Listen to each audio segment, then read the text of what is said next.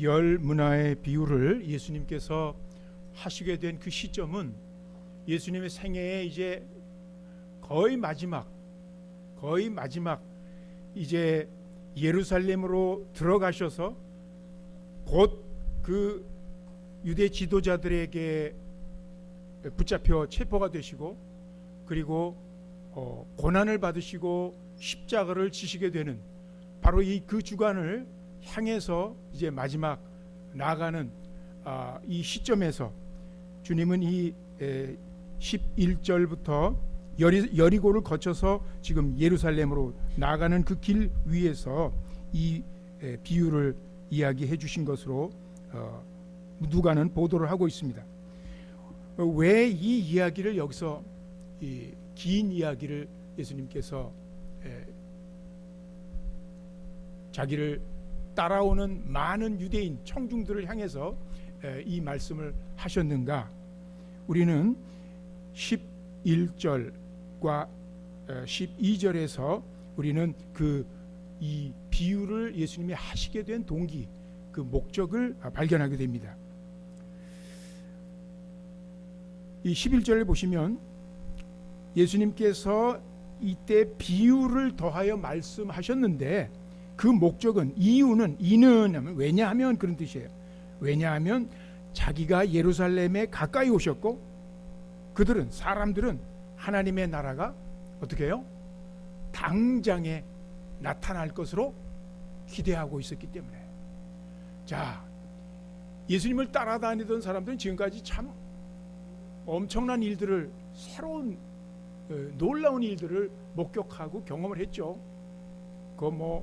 오병이어로 그 많은 수천 명의 사람들을 배불리 먹이고도 남기는 일, 또 예수님이 바다 위를 걸으시고 광풍을 말씀으로 잠잠케 하시는 일, 또 예수님이 말씀으로 많은 병자들을 낫게 하시는 일, 무엇보다도 죽은 사람을 살리시는 바로 이러한 놀라운 기적들을 보면서 예수님에 대한 그분의 능력과 그분의 그 인격에 대한 기대가 점점 높아졌습니다. 예수님을 향해서 다윗의 자손으로 부르는데 이것은 바로 유대인들이 그 당시에 가지고 있었던 메시아에 대한 그러한 소망의 표현이에요. 왜냐하면 사무엘하 14장에 그 하나님께서 주신 약속이 뭐냐면 다윗의 그 왕권을 이어서 다윗의 그 적법적인 왕위를 이어받아서 하나님께서 이 이스라엘의 구원자를 보내주시겠다는 약속을 해주셨기 때문에 많은 유대인들은 이제 구원자로 오실 그 메시아를 기다렸는데 그분을 뭐라고 부르냐면 다윗의 자손이다. 그 구약에서 약속했던 다윗의 자손이 바로 저분이다. 예수님을 그렇게 부르면서 그들은 기대를 했습니다. 자, 이제 드디어 예수님이 예루살렘에 입성하시는구나.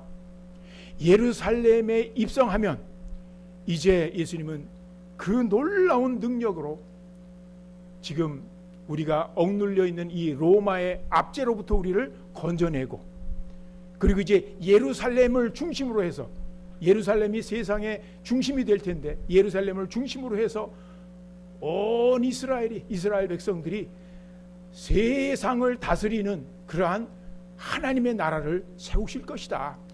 눈에 보이게 이 땅에 이제 예루살렘에 이분이 들어가면 그런 일을 행하실 것이다. 그렇게 기대했었습니다.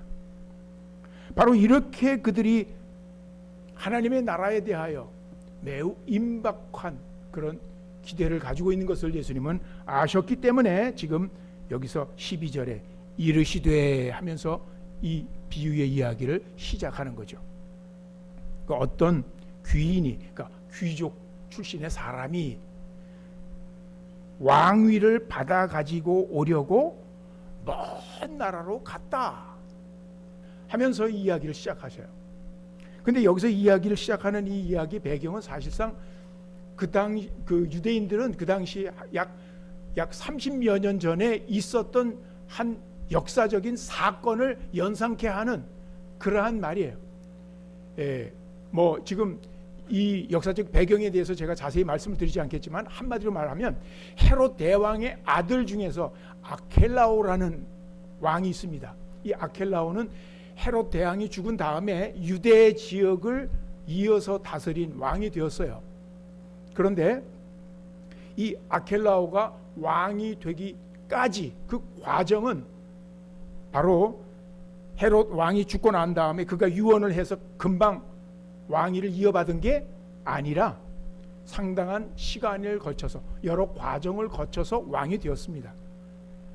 왜냐하면 헤롯 왕이 죽었다고 해서 곧 왕위를 이을 수 없는 것이 그 당시 유대가 누구의 통치를 받고 있었어요? 이미 오래전부터 로마의 통치를 받고 있었어요. 그래서 이 유대를 다스리는 왕권을 행사하기 위해서는 로마에 가서 원로원과 그 황제 시저의 이 승인을 받아야, 재가를 받아야 비로소 왕 행세를 할 수 있었던 겁니다.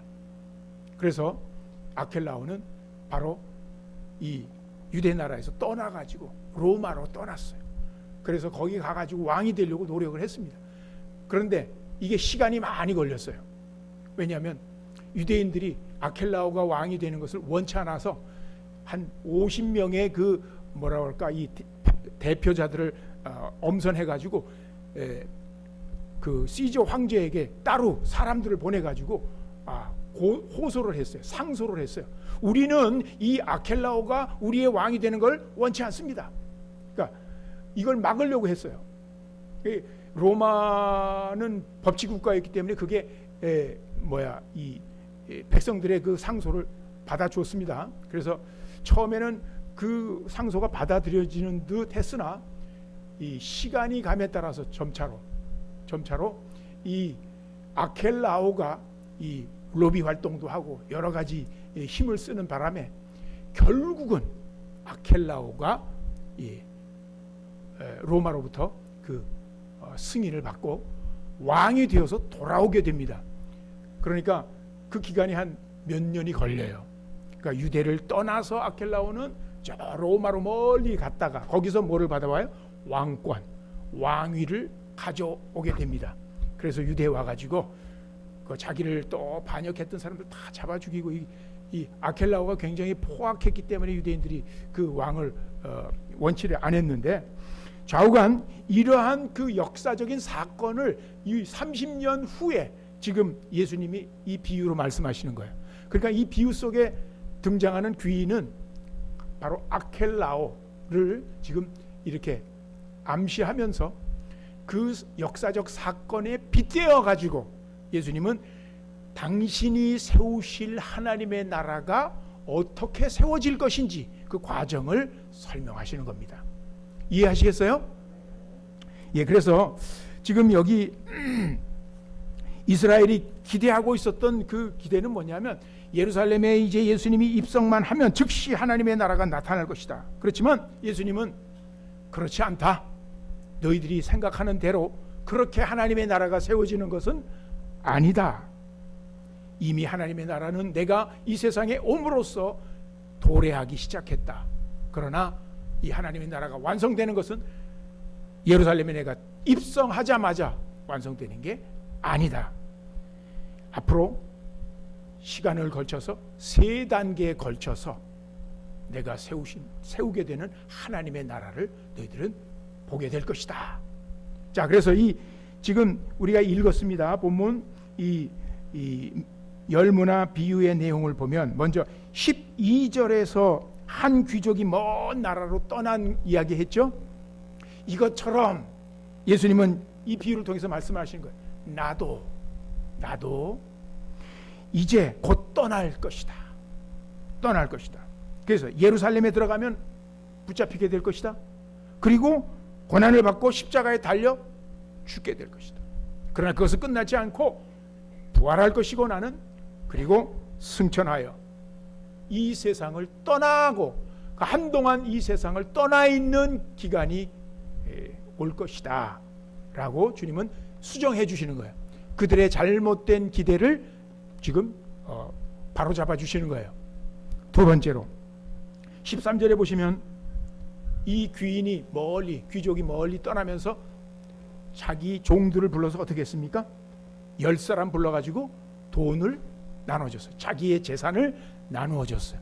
은화로 문화를 하나씩 10사람에게 똑같이 나누어 줬어요. 자, 그랬던 것처럼 예수님도 지금 이 비유를 통해서 말씀하시는 겁니다. 내가 떠나면서, 이 세상 떠나면서 나의 종들에게 내 소유를 나누어서 맡길 것이다. 그래서 내가 돌아올 때까지 그들이 바로 이 세상에서 내가 원하는 일들을 수행하게 할 것이다. 나도. 이게 하나님 나라의 두 번째 단계. 여러분, 지금 바로 우리가 그 두 번째 단계에 있는 거예요. 우리가. 아시겠어요? 예수님은 지금 승천하셨어요.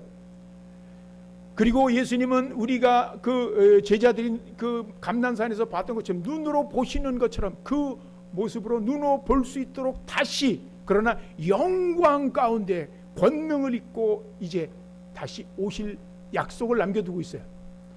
그동안 예수님은 떠나기 전에 교회를 불러 모으시고 자기 백성을 불러 모으셔가지고 교회에 필요한 은사들을 주시고 모든 하나님의 것들, 성령을 위시해서 많은 하나님의 그 자원들을 종들에게 나누어 주시고 그리고 할 일을 맡겨 주셨어요. 그래서 그 일을 수행하게 하셨어요. 지금 우리 두 번째 단계에 지금 살고 있는 겁니다. 자, 그리고 나서 이제 14절부터 15절에 보면 어떤 일이 나요? 14절 15절에 보면은, 자, 아까 말씀드렸죠. 여기 이 비유 안에서도 이 사람이 왕위를 가지고 와서 지금 다스리려고 하는 그 나라 백성들 중에서 상당히 많은 사람들이 어때요? 어떤 태도를 보이고 있어요? 나는 당신이 왕이 되는 걸 원치 않습니다. 단순히 그렇게 거부만 할 정도가 아니라 그 먼 나라까지 쫓아가서 그 먼 나라의 그 주권자에게 상소를 한단 말이에요. 방해를 해서 왕이 되는 걸 막으려고 했어요. 그래서 미워해요. 그를 미워하면서 뒤로 사신들을 보내가지고 우리는 이 사람 왕 되는 거 원치 않습니다 라고 했는데 결국 어떻게 됐어요? 아까 결국 아켈라오가 왕위를 가지고 돌아왔죠. 그것처럼 이 귀족은 왕위를 받아가지고 돌아왔습니다. 돌아왔고, 그리고 맨 마지막에 보면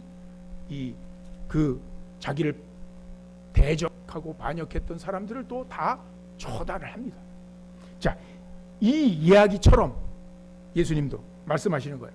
나도 이 세상으로 내가 다시 돌아오면 이 세상의 많은 사람들이 나를 거부하고 반대함에도 불구하고, 실제로 그런 사람들이 많죠.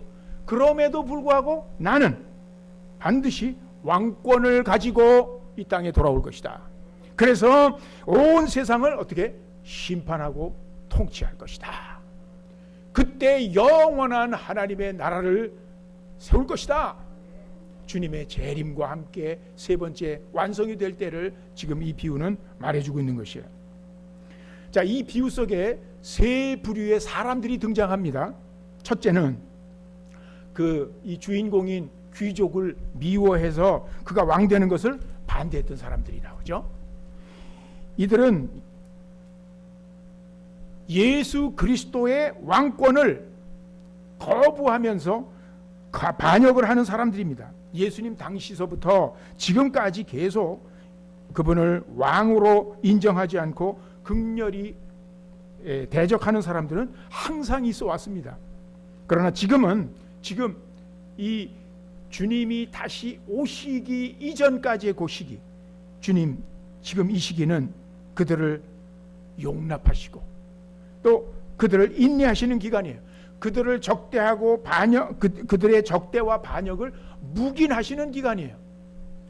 하지만 이제 예수님께서 재림해서 왕권을 행사하시게 되면 그때까지 그분의 통치를 받아들이지 않는 자들은 더 이상 거역할 수가 없게 될 것이다. 그들에게는 이제 돌이킬 수 없는 바로 멸망의 심판이 남아있을 뿐입니다. 27절에 자기가 거기서도 막 내가 자기들의 왕이 되는 것을 원치 않는 나의 이 원수들을 이리로 끌어다가 내 앞에서 죽이라. 이렇게 이렇게 심판할 것이다 라고 그들의 운명을 주님은 말씀하고 있습니다. 자, 둘째 부류의 사람들은 착한 종이라고 인정을 받는 사람들입니다. 주인은 10명의 종들에게 은으로 만든 돈 한 문화씩 나누어 줬다고 그랬어요. 그러면서 내가 올 때까지 너희들이 이걸 가지고 장사를 하여라, 이문을 남겨라, 그런 말이에요. 그렇게 명령을 하고 떠났습니다. 이 당시에 그 문화, 은립 문화는 100데나리온에 해당합니다. 그 가치가. 근데 그 당시 노동자의 하루 품삯이 한 데나리온이었어요. 데나리온은 품삯의 정도였어요. 한 데나리온이. 근데 이게 100데나리온이니까 뭐 100일치에 해당하는 품삯이다. 적지는 않지만 또 엄청 그렇게 큰 액수는 아닙니다. 자, 이 한 문화씩을 이렇게 나누어 주면서 그들에게 명령을 하고 떠났습니다. 오랜 시간이 지나서 이 왕권을 가지고 있는 이 귀족이 돌아왔습니다. 이 주인이 돌아왔습니다. 그래서 그 첫째 종으로부터 이제 보고를 받습니다. 첫째 종은 와서 말합니다. 뭐라고 해요? 주인님, 제가 주인님이 맡기신 이 한 문화를 가지고 얼마를 남겨요? 10문화를 남겼습니다. 10배가 된 거죠. 둘째 종이 와서 또 말했어요. 둘째 종은, 주인님, 저는 주인님의 한 문화를 가지고 5문화를 남겼습니다. 주인은 그들을 칭찬하며 보상합니다. 착한 종들아, 참 잘했다. 착한 종들아, 참 잘했다. 너희가 아주 작은 것에 충성하였으니 너에게는 10고울을, 또 너에게는 5고울을 다스리는 그러한 권세를 내가 주겠다 하면서 또 다른 임무를 맡기게 됩니다. 자, 착한 종들에 대해서는 이 주인이 이렇게 결산을 했어요. 그럼 셋째 마지막 부류, 악한 종으로 책망받은 사람들이 또 나타나죠. 책망받은 사람, 여기 한 사람인데, 이 종은 주인에게 받았던 한 문화를 어떻게 했습니까? 이 사람 얘기로 그냥 보자기에 쌓아가지고 고이 보관해 두었다가 주님이 오실 때까지 그 오랫동안 그대로 가지고 그냥 어디다가 처박아 두었다가 주인이 올 때 그걸 다시 가져오면서, 주인님 보십시오, 이게 주인님의 한 문화입니다. 여기 있습니다. 저는 이것을 이렇게 아주 고이 귀중하게 수건으로 싸서 잘 보관해 두었다가 지금 가져왔습니다. 주인님은, 그러면서 하는 얘기를 들어보세요. 주인님은 매우 엄하신 분이기 때문에 맡기지 않은 것을 찾아가시고 또 심지 않은 것을 거두시는 분이기 때문에 저는 주인님을 매우 무서워해서 이렇게 했습니다. 주인은 그에게 말했습니다. 악한 종아, 나는 네가 지금 내 입으로 한 그 말로 너를 심판할 것이다. 네가 지금, 내가 엄하고 또 엄하다는 말 속에는 정확하다는 말이 있어요.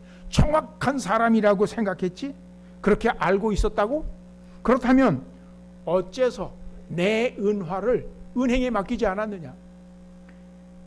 내가 그랬다면 내가 돌아와서 적어도 내 돈을 그 이자와 함께 찾았을 것이다. 그러면서 주인은 곁에 있는 사람들에게 말했어요. 자, 이 사람의 이 한 문화도 빼앗아 가지고 저 10문화를 가지고 있는 사람에게 주어라. 주위에 있는 그 사람들이 너무나 의아해서 물었습니다. 아니 주인님, 저 사람은 이미 10문화나 가지고 있는데요. 아니다. 가진 사람은 더 받게 될 것이고 가지지 못한 사람은 그가 가진 것까지 빼앗길 것이다 라고 이 주인은 이야기하며 이야기가 끝납니다. 자, 이 문화 비유는 1차적으로 아까 말씀드렸듯이 예수님이 세우시는 하나님의 나라가 어떻게 세워질 것인지를 좀 더 그 당시 사람들이 기대하고 있던 바와 달리 좀 시간에 걸쳐서 단계적으로 여러 과정을 거쳐서 세워질 것이라는 것을 가르쳐 주시기 위해서 이 이야기를 했다고 그랬죠. 네, 그 그릇된 기대를 바로 잡기 위해서 이 말씀을 하셨는데, 이 말씀에 또 담겨 있는 또 다른 두 번째 중요한 교훈의 핵심은 뭐냐?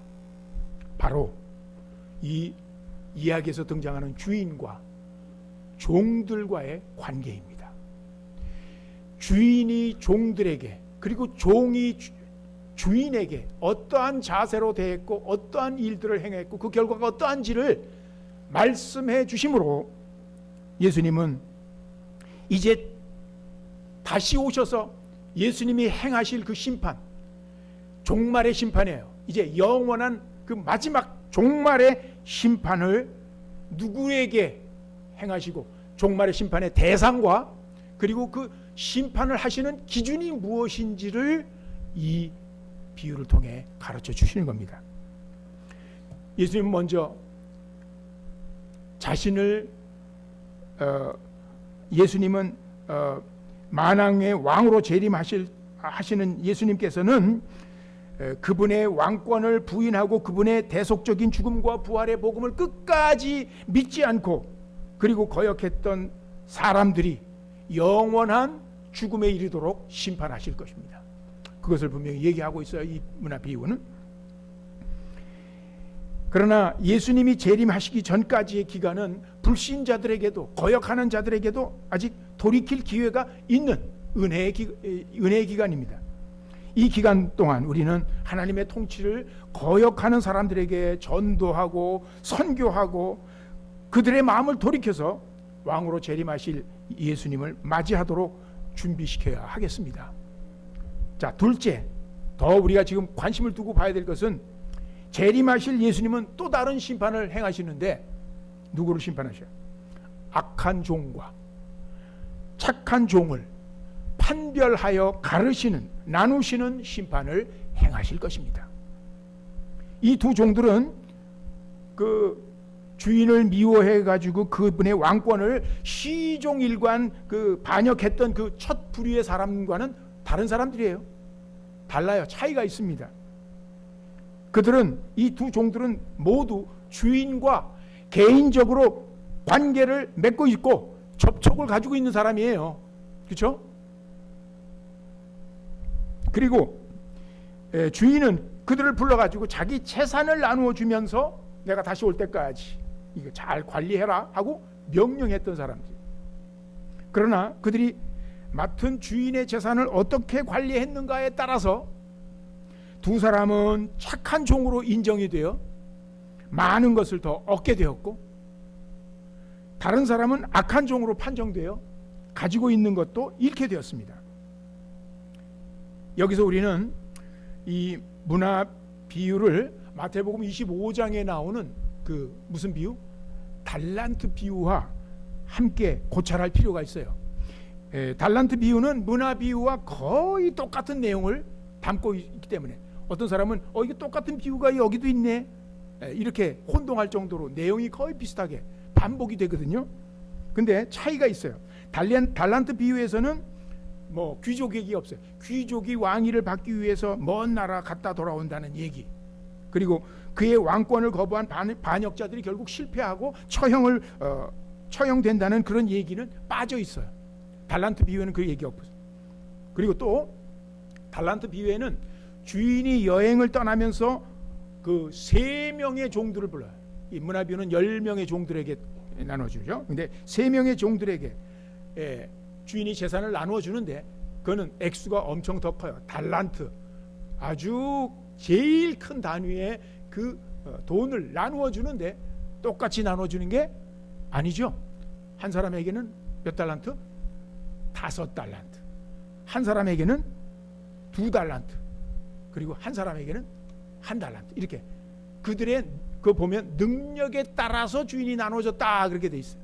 그러니까 나누어 준 그 분량이 각각 달라요. 자, 이게 다르고 나머지 모든 줄거리는 문화 비유와 이 달란트 비유가 거의 다 똑같아요. 그냥 동일해요. 그 두 비유가 묘사하는 그 착한 종 그리고 악한 종의 행동과 태도, 그리고 주인이 그들에 대한 그 주인의 심판 기준과 그 결과가 완전히 똑같아요. 이 두 비유가. 그렇기 때문에 이 두 비유는 여기서 등장하는 종들과 주인의 관계는 동일한 심판을 이야기하고 있는 것이다. 그건 뭐냐? 아까 얘기했던 두 번째 심판에 착한 종과 악한 종을 판별해서 나누시는 그 심판을 이 달란트 비유에서도 우리는 볼 수 있는데, 이 두 비유는 대상이 뭐냐면 처음부터 예수 그리스도를 믿지 않고 거북하고 완강하게 거부했던 불신자들이 아니에요. 예수님과 관계를 표면적으로 맺고 있었던 사람들이에요. 그리고 접촉했고 예수님께로부터 뭔가를 받아서 그리고 뭔가를 임무를 부여받은 그런 사람들이에요. 모두 예수님과 관계를 맺고 접촉했던 사람들에 대한 심판을, 종말의 심판을 다루고 있는데, 우리는 이 똑같은 내용의 심판을 마태복음 13장 47절부터 50절에 나오는 소위 또 다른 비유, 그물의 비유가 있습니다. 자막을 한번 같이 한번 읽어보실까요? 이 비유입니다. 또 천국은 마치 바다에 치고 각종 물고기를 모으는 그물과 같으니 그물에 가득함에 물가로 끌어내고 앉아서 좋은 것은 그릇에 담고 못된 것은 내버리느니라. 세상 끝에도 이러하리라. 천사들이 와서 의인 중에서 악인을 갈라내어 풀무불에 던져 넣으리니 거기서 울며 이를 갈리라. 자, 이 짧은 비유의 내용에서 이 그물 비유에 따르면 이렇게 적용을 시킬 수 있어요. 오늘날 눈에 보이는 지역 교회에 모여드는 사람, 오늘 우리 한국에도 많은 지역교회들이 있고 주일날이면 많이 모여들고 있잖아요. 사람들이 모여드는 그 사람들은 어떻게 보면 하나님께서 이 세상에 던지는 그 그물, 세상 속에 던진 그 그물 속에 잡혀서 끌려 들어온 사람들이다, 이렇게 말할 수 있는 겁니다. 이해하시겠어요? 일단 이 그물 속에 들어오는 거예요. 많은 사람들이 교회에 나오게 되는 계기와 또 그 이유는 무척 다양하지요. 굉장히 다양해요, 사람들마다. 그런데 어떤 경로로든지 이 교회에 이제 출석하고 좀 이렇게 시간을 출석하게 되면 그 시간을 좀 지나게 되면 자연히 점차로 예배 분위기와 교회 생활의 패턴에 익숙하게 되죠. 그러면서 회중과 함께 예배를 드리면서 함께 찬송도 하고 또 함께 기도도 하고 하면서 예수님을 구주라고 부르고 또 그렇게 고백하기도 합니다. 이따금씩 어떤 설교나 혹은 성경 말씀에도 감정적인 반응을 보이고 감격의 눈물을 흘리기도 하고 은혜를 받았다고 하기도 하고 그러한 관심을 나타내기도 합니다. 자, 그러나 잘 들으세요. 그러나 이렇게 교회 울타리 안에 들어와서 외적으로 하나님을 믿는 신자의 생활을 하는 사람들 가운데에서 복음을 통해 진정으로 회개하고 성령으로 거듭나지 못한 교인들이 있을 수 있다는 겁니다. 그러니까 내적으로 성령으로 아직 거듭나지 못한 상태로 그냥 외부적인 이러한 이 제도권의 이 교회 울타리 안에 들락날락 하시면서 그냥 때때로 이렇게 이 어떤 그 하나님의 복음을 접하고 또 믿는 사람들의 교제를 통하여 많은 신앙의 내용들에 대해서 지식적으로 알게 되고 그런 그 사람들이 섞여 있을 수가 있는데, 이 사람들은 성령으로 진정으로 거듭나기 전까지는, 그러니까 성령으로 거듭나는 건 무엇입니까?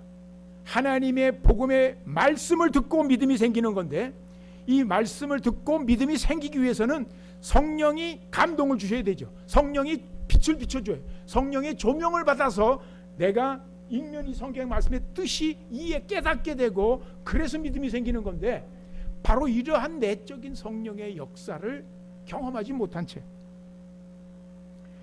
그래서 복음의 그 진리를 깨닫고 예수 그리스도를 믿음으로 예수 그리스도와 하나가 되는, 연합이 되는 바로 그러한 상태에 들어가기 전의 상태에 있는, 거기에 머물러 있는 사람이라고 얘기할 수 있는데, 그렇다면 그들은 아직 포도나무 되신 예수님께 이렇게 붙어있는 연합된 가지라고 할 수가 없어요.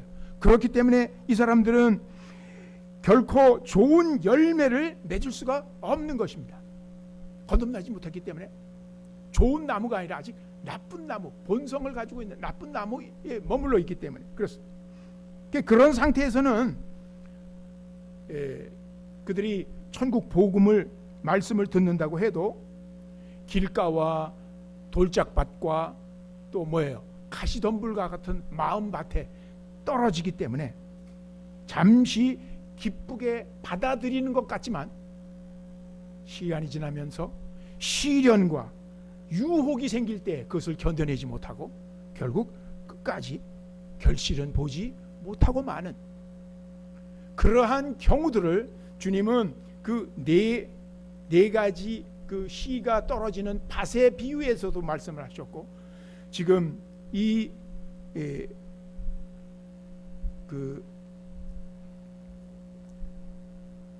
그물의 비유 안에서도 이렇게 많은 그물 속에 좋은 고기들과 나쁜 고기들이 섞여 있는 상태로 하나님께서 이 세상에 그물을 던져 불러 모으고 계시다. 하나님의 초청은 열려 있죠. 지금도 많은 사람들에 대해서 어떤 남녀노소 어떤 사회적인 제약에 어떤 구분을 두지 않고 모든 사람들을 향해서 하나님께서는 복음으로 지금 초청하고 계시고 오라고 부르고 계셔요. 그런데 교회 안에는 세상 끝날까지 이 땅에서 우리가 경험하게 되는 이 교회 안에서 이렇게 예수님과 영적 생명으로 연합되지 못한 채 그냥 외부적으로 그분과 접촉하고 관계를 맺고 있는 사람들이 존재할 수 있다는 겁니다. 주님은 그러나 이 세상 끝날에 가서야 바로 이 의인들 사이에서 악인들을 가려내실 것이라고 49절에서 말씀하십니다. 그것은 착한 종과 악한 종을 가려내시는 바로 그 심판에 해당한다고 볼 수 있습니다. 그래서 이 달란트 비유에서도 여러분 마지막 구절이 달란트 비유에서 마지막 구절에 악한 종의 운명을 이렇게 묘사합니다. 이 쓸모없는 종을 바깥 어두운 데로 내쫓아라. 거기서 슬피 울며 일을 가하는 일이 있을 것이다. 악한 종의 운명은 어두움 속에 쫓겨나는 것이고 거기서 슬퍼하며 일을 간다. 그런데 이 표현이 바로 그물 비유에서도 비슷한 진술로 그물 비유가 마치고 있어요. 자, 그 악인들을 풀무불에 던지어 넣으리니 그들은 거기서 울며 일을 갈 것이다. 즉 영원한 멸망, 영원한 사망의 심판, 사망에 이르는 심판을 그들이 받게 된다고 하는 것을 이 비유는 말해주고 있는 것입니다. 자, 그러므로 여러분 여기서 우리는 질문해요. 우리 구원에 관한 사활적인 질문은 바로 이겁니다. 우리의 구원에 관련해서 우리가 던져야 될 질문은 주님께서는 어떤 기준으로 이 착한 종과 악한 종을 또 의인과 악인을 그 마지막 날 가려내시는 건가? 어떤 기준으로? 이 질문에 대해서는 문화 비유와 달란트 비유가 똑같은 대답을 제시합니다. 마지막 날 주님께서 여러분 그 비유를 보면 주님이 요구하시는 건 뭐예요? 그 주인이 와서 요구하는 것은 믿음이 굉장히 중요하다고 우리 생각하죠. 믿음 그 자체가 아니에요. 그러나 여러분 물론 우리는 믿음으로 하나님께 의롭다 하심을 받고 구원을 받는다는 이 성경의 중심 교리를 잘 알고 있습니다. 그것은 우리가 꼭 붙들어야 되는 복음의 핵심입니다.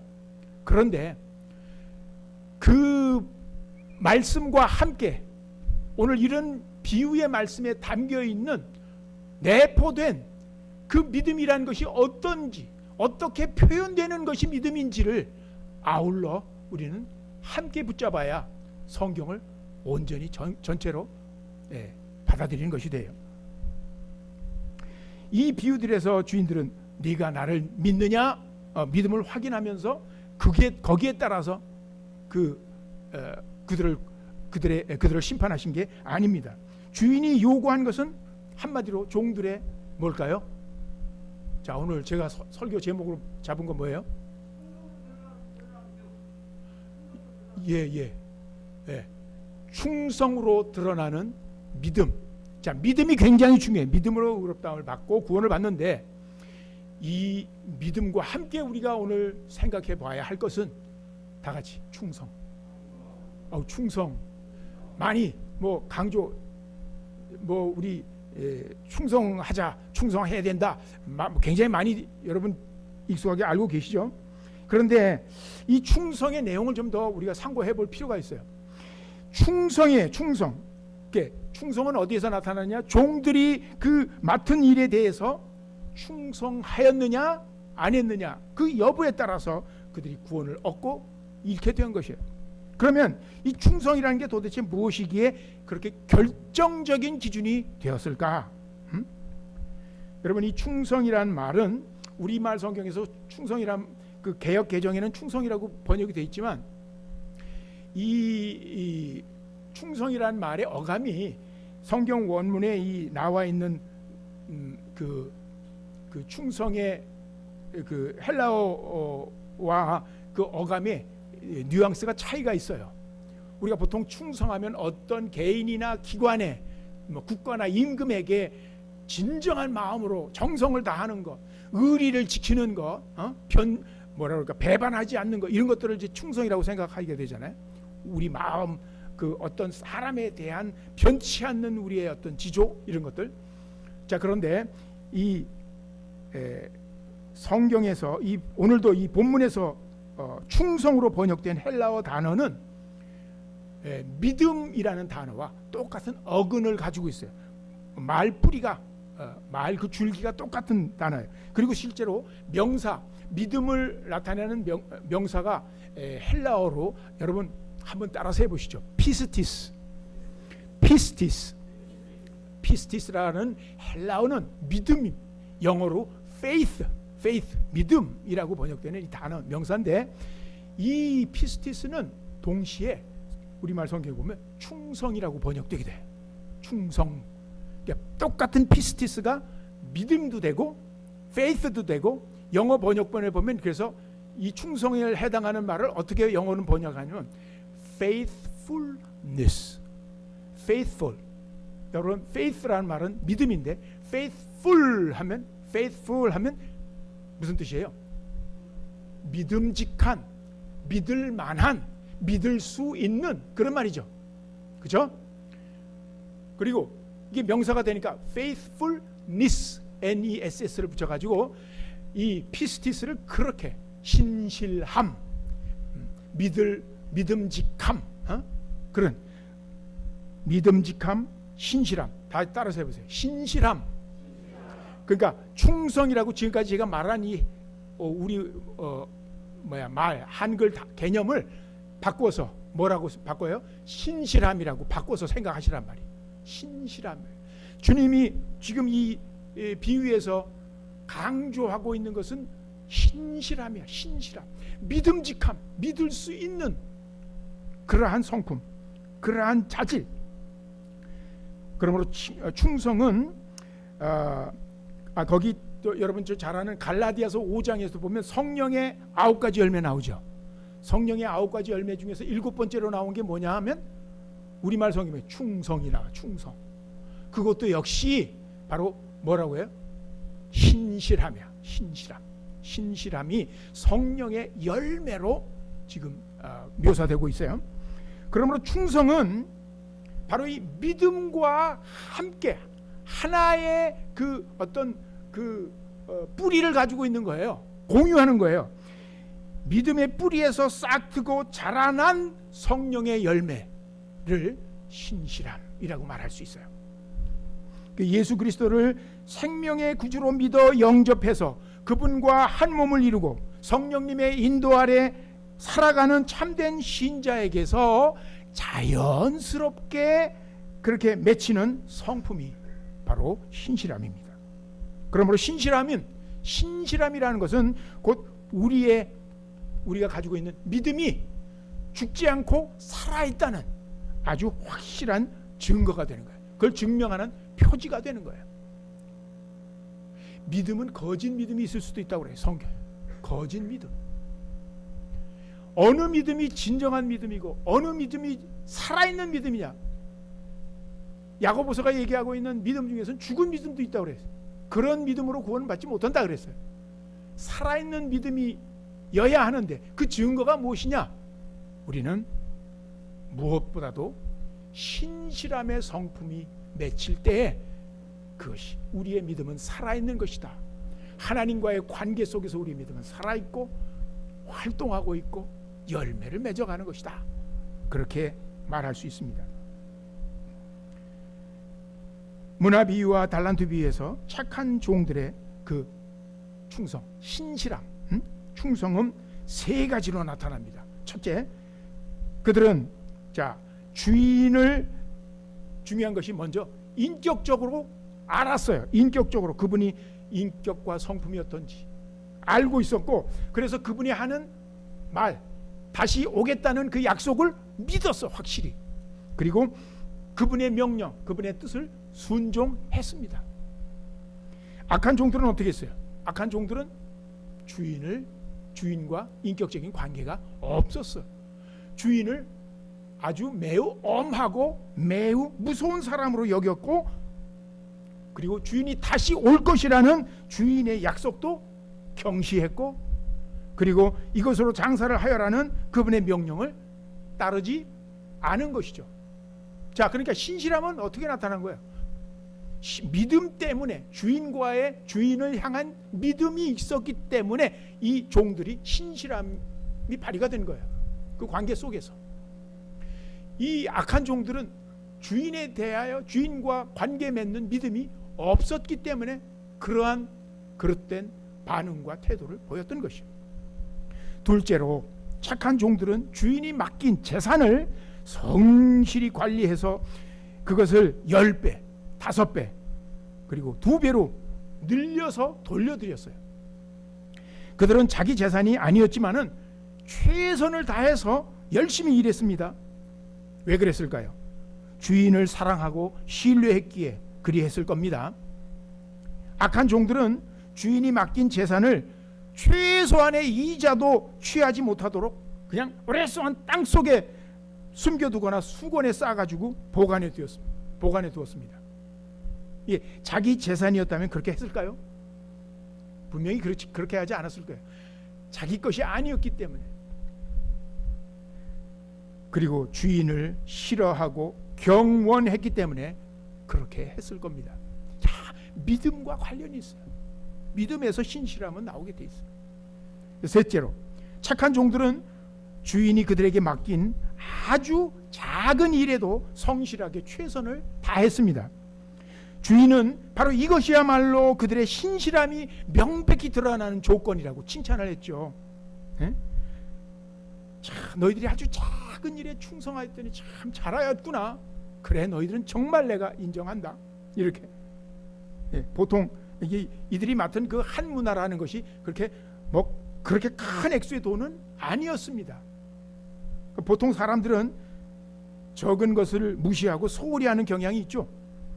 하지만 이들은 주인이 맡긴 것이기 때문에, 이 일이었기 때문에 작은 것에도 온 마음과 정성을 쏟았습니다. 그러므로 주인은 그들에게 각각 그들의 그 각자의 역량에 부합하는 더 큰 권세와 중요한 임무를 부여하였습니다. 여러분, 이제 우리를 돌아보십시다. 주님께서 우리에게 맡기신 재산, 자원은 어떤 것이 있는가? 우리가 다른 사람들과 우선 똑같이 부여받은 것들이 있죠. 이거는 우리가 주님께 받은 마치 달란트와 같다 그렇게 말했어요. 똑같은 거니까 뭡니까? 문화와 같다. 한 문화. 사람들마다 다 하나님께서 주시고 우리가 함께 공유하는 그런 한 문화가 있습니다. 이를테면 예를 들면 어떤 것일까요? 우리의 몸들이 다 있잖아요. 우리가 부여받은 몸, 우리의 생명, 그리고 우리의 시간들은 다 똑같이 어떤 사람은 50시간 살고 하루를 50시간 살고 어떤 사람은 12시간밖에 못 살고 그런 모두 똑같은 시간들을 우리가 생명을 부여받고 우리의 몸을 가지고 우리가 있습니다. 이것은 우리의 한 문화라고 할 수 있습니다. 그러나 우리가 서로 다른 분량으로 나누어 받은 것들이 또 있죠. 이를테면 재능들, 그죠? 그리고 돈, 지위 이런 등등 여러 그 사회적인 조건들 이런 것들은 달란트로 받은 것이라고 말할 수 있을 거예요. 나는 주님께서 내게 맡기신 이 자원들을 과연 충성스럽게, 즉 그 말은 다 같이 신실하게 그분께서 믿고 맡기실 만하게 관리하면서 활용하고 있는지. 신실하다는 말은 믿을 수 있는 믿음직한 그런 말인데, 주님이 나에게 이 맡기신 일을 후회하지 않을 만큼 내가 그렇게 신실하게 관리하고 활용하고 있는가. 우리가 우리의 그 신실함을 점검하려면 착한 종들이 신실함을 나타냈던 아까 세 가지 조건을 체크리스트로 삼으면 됩니다. 자, 첫째, 나는 과연 복되신 주님 예수 그리스도의 인격과 성품을 실제로 경험해서 알고 있는가? 이게 체크리스트 첫 번째. 그분과 믿음으로 연합했고 그분의 약속과 말씀을 전적으로 신뢰하며 순종하려고 하는가? 이게 첫 번째 체크리스트. 둘째, 주님이 내게 맡기신 여러 자원들, 내 몸, 내 시간, 내 재능, 내 돈 등 이 자원들을 묻어두거나 숨기지 않고 그분이 기뻐하시는 복음과 선교와 구제 이 사역 등에 배가 되도록, 그 사역들이 배가 되도록 충분히 활용하고 있는가. 셋째로, 주님께서 교회를 통해 지금 내게 맡기신 직분과 일을 나는 꾸준히 기쁘게 감당하고 있는가? 혹시 그 일이 너무 보잘것없고 천해 보여서 불평하지는 않는가? 더 중요한 일을 맡겨주고 더 큰 권한을 맡겨준다면 내가 저 사람보다는 훨씬 저 일을 다 잘할 수 있을 텐데, 그런 생각이 드십니까? 이런 여러 가지 관점에서 우리는 내가 과연 신실한 종으로 지금 훈련을 받고 있는가, 그 성품을 갖춰가고 있는가를 점검할 수 있을 거예요. 저명한 주석가는 그 문화 비유에서 주인이 종들에게 한 문화씩 맡겼을 때에 그 주인이 원했던 것은 종들이 성품을 빚어가는 것이었다. 종들이 무슨 돈을 많이 일을 남겨가지고 더 부자가 되는 것이라기보다 그 종들이 성품을 빚어가고 변화되는 것이었다. 그것이 바로 하나님과 우리와의 관계가 그렇다, 그런 말이에요. 하나님께서는 우리의 돈을 더 필요로 하시지 않습니다. 가난하신 분이 아닙니다. 하나님의 관심사는 우리를 하나님의 형상, 하나님의 자녀답게 우리의 성품을 만들어 가시는 거예요. 변화시키시는 거예요. 어떤 성품을 빚어가는가? 바로 주님이 우리에게 부여하실 임무와 권세를 올바르게 사용할 수 있는 성품, 그것은 다름 아닌 신실함이죠. 신실함. 본래 인간은 하나님을 대신해서 만물을 다스리고 주관하도록 그렇게 지음을 받았어요. 창세기에 보면 생육하고 번성하라, 땅에 충만하라, 다스리라. 그러나 타락한 이후에 인간은 그 본연의 임무를 상실했습니다. 제대로 쓰지를 못합니다. 그러나 하나님은 계획하십니다. 이제 새 하늘과 새 땅을 이제 회복시키는 바로 그때 우리의 본연의 그 잃었던 상실했던 임무를 다시 회복시키시는 것이 하나님의 계획이고 하나님의 뜻입니다. 그래서 우리는 새 하늘과 새 땅에서 주님과 함께 세세토록 왕노릇하게 될 것이라 계시록은 그렇게 약속하고 있어요. 여러분, 새 하늘과 새 땅이 임할 때 주님과 함께 왕노릇하는 통치자로 우리는 세워질 것인데, 바로 그 일을 위해 우리는 오늘을 살아가는 동안 신실한 인격으로 빚어져 가야만 합니다. 신실함은 예수님을 부르는 이름이기도 해요. 여러분, 계시록 그 19장 11절에 본문에 한번 같이 읽으실까요? 또 내가 하늘이 열린 것을 보니 보라, 백마와 그것을 탄 자가 있으니 그의 이름은 충성과 진실이라. 그가 공의로 심판하며 싸우더라. 저기서 충선이라고 잘못되어 있는데 충성이라고 되어 있는데 이게 바로 신실함이야. 예수님을 부르는 이름이 신실함과 진실이다. 진실이다. 그러므로 우리도 그분을 닮아가도록 부름을 받은 우리도 신실함이야말로 우리의 인격의, 우리 성품의 중심이 되어야 합니다. 신실함은 오랜 시간을 거치면서 시험되고 입증된 믿음입니다. 믿음의 표현입니다. 인내와 시련을 통과한 믿음이 바로 신실함인 것입니다. 하나님께서는 우리의 재능과 성취에 감명을 받지 않으십니다. 오직 신실한 사람만을 찾고 계십니다. 장차 주님 앞에서 이렇게 신실한 일꾼으로 인정받는 것이야말로 우리의 궁극적인 관심사가 되어야 하겠습니다. 마지막으로 고린도전서 4장 1절부터 5절에 사도 바울도 그렇게, 사도 바울의 관심사도 바로 똑같은 것임을 이야기하고 있습니다. 본문 말씀 읽고 마치도록 하겠습니다. 사람이 마땅히 우리를 그리스도의 일꾼이요 하나님의 비밀을 맡은 자로 여길지어다. 그리고 맡은 자들에게 요구하시는 것은 신실함이니라. 신실함이니라. 계속 너희에게나 다른 사람에게나 내가 판단받는 것이 내게는 매우 작은 일이라. 나도 나를 판단하지 아니하노니 내가 자책할, 아무것도 깨닫지 못하지만 이 때문에 내가 의롭다함을 얻지 못한다. 나를 심판하실 분은 주님이시기 때문이다.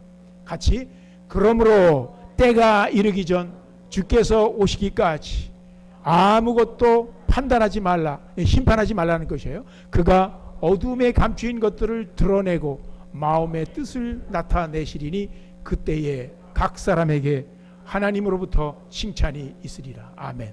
여러분, 그때 우리 모두에게, 우리 한 사람 한 사람이 하나님께 그래 잘했다, 착한 종아, 참 신실하였다 하면서 칭찬을 받을 수 있기를 우리는 소망합니다.